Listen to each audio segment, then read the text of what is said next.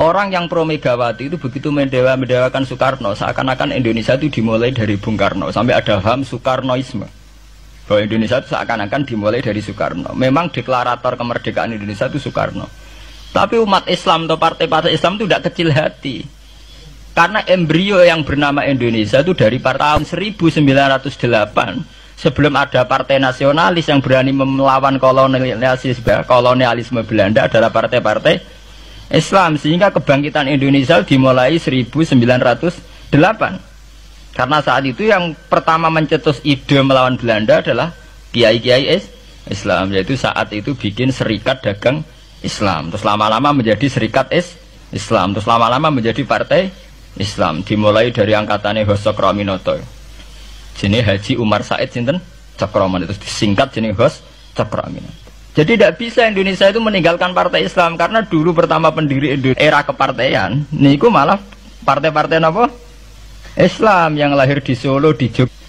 Bahkan sebelum ada negara yang bernama Indonesia, itu ada negara yang bernama Demak Bintoro, ada Demak Ngayogjakarta apa? Karto. Itu semua negeri apa? Islam.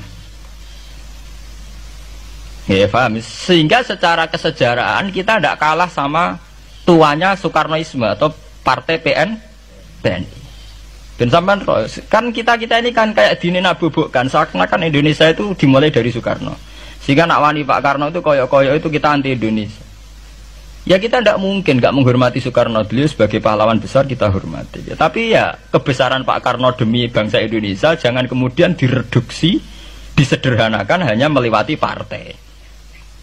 Ya itu kan namanya pekerdilan. Tentu Pak Karno bikin negara ini ya untuk semua bangsa, bukan untuk PDIP saja, bukan untuk partai-partai marhainisme saja, juga bukan untuk partai-partai yang berfaham Soekarnoisme saja. Ya sama, tapi kita juga adil, sebagai kiai juga adil. Hos Cokroaminoto bikin partai Islam adalah untuk mengusir Belanda dari bumi Indonesia, yang nantinya juga untuk kepentingan semua bangsa Indonesia, tidak hanya yang Islam saja. Ya kita adil, sama-sama adil. Saat nasionalisme ya tidak mengurangi keagamaan, saat keagamaan tidak mengurangi nasionalis. Tapi itu tadi kemudian ini dikerdilkan secara politik. Di sawangannya nak wis duwete Pak Hasim Mbak Mega nasionalis religius itu sudah ditren. Wangger duet senengane pasangan nasionalis sampai apa nak nasionalis terus wajib sholat.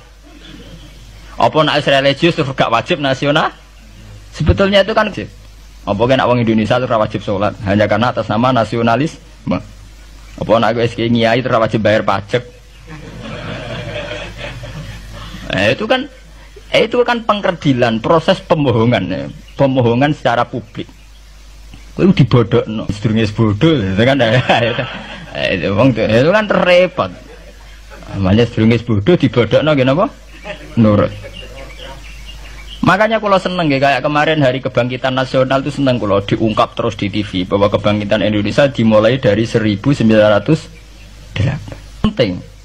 Pentingnya bahwa orang-orang yang sok Soekarnoisme biar tidak mereduksi Pak Karno hanya milik mereka sendiri, karena bangsa ini berdiri semenjak 1908.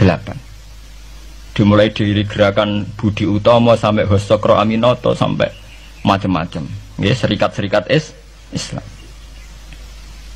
Tapi ini terungkap sausé tukaran. Jadi sebetulnya Presiden Gus Dur jadi presiden yasa karena Basim Asari berjuang sebelum tahun 45. Megawati yasa. Ya karena beliau berjuang lewat bapaknya, ya sama semuanya sah. Pak SBY juga sah. Karena keluarga militer. Apa meneh dekne mantune Sarwaedi sing ra roh sapa? Perjuangane mertuane. Gak iso adol bapak ya adol mertuane. Pokoke sing dikena didol pokoke. Tapi artinya sama, kita secara sejarah itu sama. Kita sebagai santri juga tidak kalah sejarah.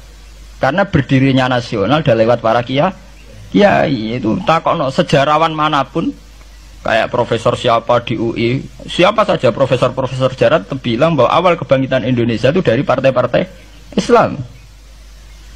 Bahkan versi orang nasionalis sekalipun tuh bilang karena Islam adalah satu agama yang paling sensitif terhadap penjajahan. Karena Islam melahirkan satu paham jihad, bahwa ketika ada kolonial Belanda, wong Islam terinspirasi harus jihad, sehingga lahir partai-partai Islam. Dulu yang dilawan itu perdagangan. Ini kalau cerita sejarah, santri-santri sadar. Jadi santri salaf dengan model sekarang sing raroh duit, raroh dagang itu sebetulnya mengkhianati pendiri santri.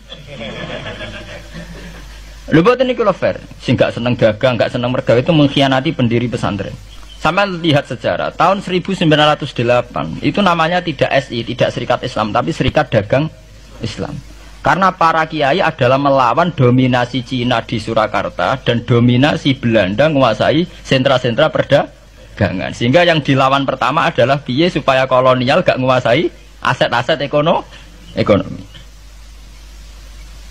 Sama takokno sejarah, cek versi kiai, cek versi buku, asal gak versi klenek.